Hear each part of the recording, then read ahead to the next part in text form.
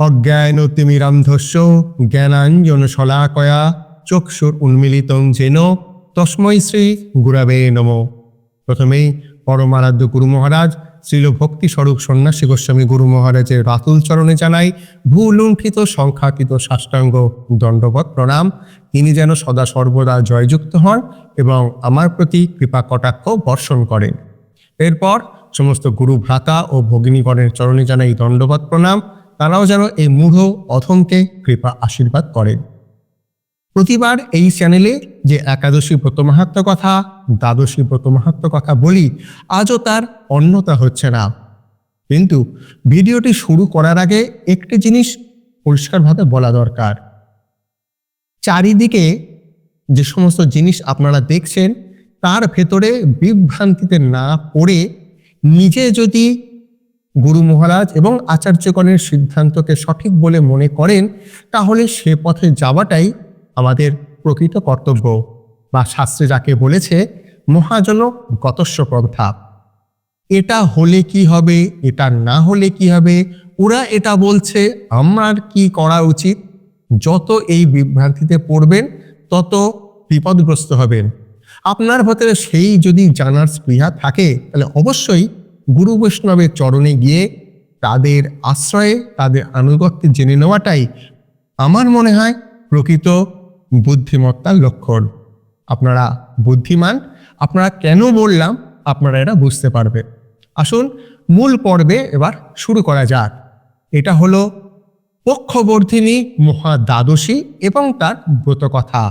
এই ভিডিওতে থাকছে কিভাবে এটি হলো, এইখানে বা এই দ্বাদশীতে আমাদের কি কর্তব্য বা করণীয়। শাস্ত্রে বলছে, আরেকটা জিনিস একটু বলি, গুরু মহারাজ সহ সমস্ত আচার্যগণ বা যারা বৈষ্ণব ধারায় আছেন, তারা কখনই দেখবেন কোনো কিছু কোটেশন দেয়, কোথা থেকে বলছে তারা বলে দেন। এটি ভাগবতে আছে বা হরিভক্তি বিলাসে আছে। তেমনি আমি শুনেছিলাম, আমার অনুভব কোথাও যেন একটা শুনেছিলাম, শাস্ত্রে বলেছে, এগুলো তারা বলেন না। তারা পরিষ্কারভাবে কোথায় এটি পাওয়া যাবে ভক্তদের জ্ঞাতার্থে সেটিকে তারা জানিয়ে দেন।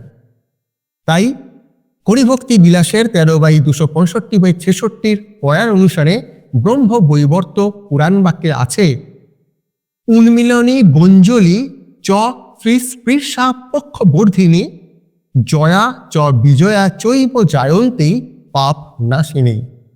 দ্বাদশষ্ঠৌ মহাপুণ্যং সর্বপরাহ দ্বিজ তিথি যোগেন জায়ন্তে চতস্রশ্চ পরস্তথা নক্ষত্র যোগাচ বলাৎ পাপং প্রশময়ন্তি তা।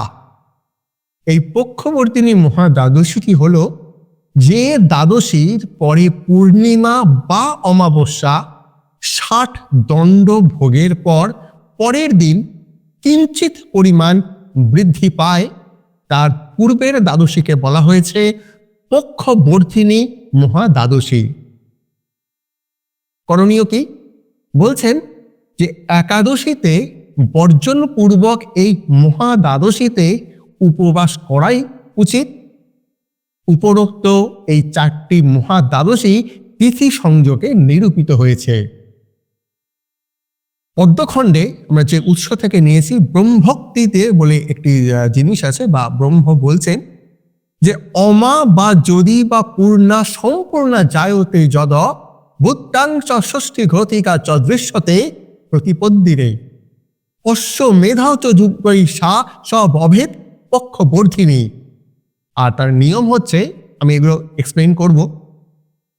পূজা বিধিন্তু বিপ্রভা শ্রোতু মহৎ সম্প্রতাম মন্ত্রই সম্পূর্ণ জিত বিষ্ণুর অর্ঘায়ন তুষ্যতি জলপূর্ণাং নবং কুম্ভ চন্দনৈব চর্চিতম। অর্থাৎ পদ্মপুরাণে শ্রী ব্রহ্মার উক্তিতে এইভাবে এর ব্যাখ্যা পাচ্ছি যে অমাবস্যা কিংবা পূর্ণিমা ষষ্ঠী দণ্ডব্যাপিনী সম্পূর্ণ হইয়া প্রতিপদে কিছুমাত্র থাকিলে তৎপূর্বের দ্বাদশীর নামই হল পক্ষবর্ধিনী। এই পক্ষবর্ধিনী দ্বাদশী 10,000 অশ্বমেধ তুল্য ফল প্রদান করেন। হে বিপ্রবর, এখন পূজা বিধান কিরূপে হচ্ছে বা বলিতেছি শ্রবণ করো। মন্ত্র পাঠ পূর্বক পূজা করিয়া অর্ঘ্য দান করিলে হরি বা শ্রীহরি প্রীত হন। পঞ্চরত্নযুক্ত, চন্দন চর্চিত, পুষ্প মাল্য বিভূষিত এগুলি সবই আপনি হরিভক্তি বিলাসে পাবেন। কোথায় পাবেন, কোন পয়ারে পাবেন সেটিও আমি বলে দেব। এই চন্দন চর্চিত বা পুষ্প মাল্য বিভূষিত নতুন কুম্ভ জলপূর্ণ করিয়া তদুপরি গোধূমপূর্ণ তাম্রপাত্র স্থাপন করিবে। আর যে মাসে পক্ষবর্ধিনী হয় হরির সেই মাসের নামানুসারে সুবর্ণময়ী মূর্তি প্রস্তুত করাইবে। কেশর প্রতিমাকে পঞ্চামৃত যোগে স্নান করাইয়া কুকুম, অগরু ও চন্দন বিলোপন করিবে। পরে কুম্ভ পাত্র পরিস্থাপন করিয়া দেবতাকে বস্ত্রদ্বয়, ছত্র মানে ছাতা এবং পাদুকা অর্পণ করিতে হইবে। 459 থেকে 412 নম্বর শ্লোক অনুযায়ী। এরপরে একটি অর্ঘ্য মন্ত্র আছে, বা যখন আপনি ভগবান শ্রীহরিকে প্রীত করার জন্য কাজ করছেন কিভাবে করবেন, যা তা করলেই তো হবে না।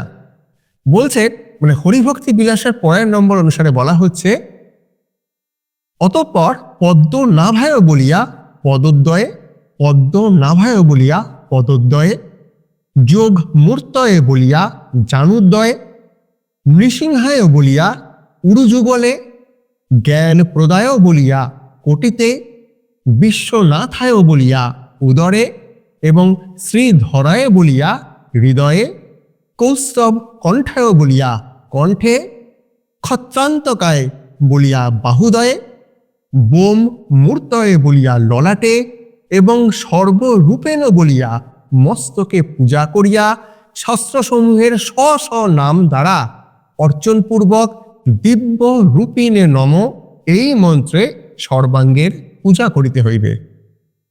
এইরূপ বিধানে অর্জন করিয়া দেবাদিদেব চক্রধারীকে শুভ্র নারিকেল ফল দ্বারা অর্ঘ্য নিবেদন করিতে হইবে।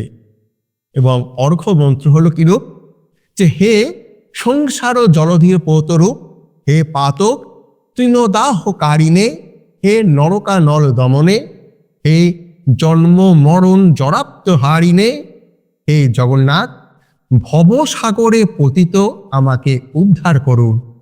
হে পদ্মনাভ, আমার এই প্রদত্ত বা আমার এই দত্ত অর্ঘ্য আপনি গ্রহণ করুন এবং আপনাকে কোটি কোটি নমস্কার। তো এই ছিল আজ পক্ষবর্ধিনী মহাদ্বাদশীর ব্রত কথা, কিভাবে পূজার্চনা করা সম্ভব এবং তাহার অর্ঘ্য মন্ত্র কি। ভিডিওটি ভালো লাগলে অবশ্যই আমি শচীনন্দন, আমাকে কমেন্ট করতে ভুলবেন না। আর হ্যাঁ, এই রকমই ভিডিও পেতে নিচে কমেন্ট সেকশনে আপনারা কমেন্ট করতেই পারেন। আর আমাদের কৃপা করবেন, আমাদের যেন হরিভক্তি হয়, গুরুপাদ পদ্মে যেন আমাদের মতি অটুট থাকে। জয় অনন্ত কোটি বৈষ্ণব বৃন্দের জয়, জয় আকর মঠরাজ মায়াপুর শ্রী চৈতন্য মঠের জয় এবং তৎ শাখাসমূহ সমস্ত গৌরীয় মঠের জয়। হরে কৃষ্ণ।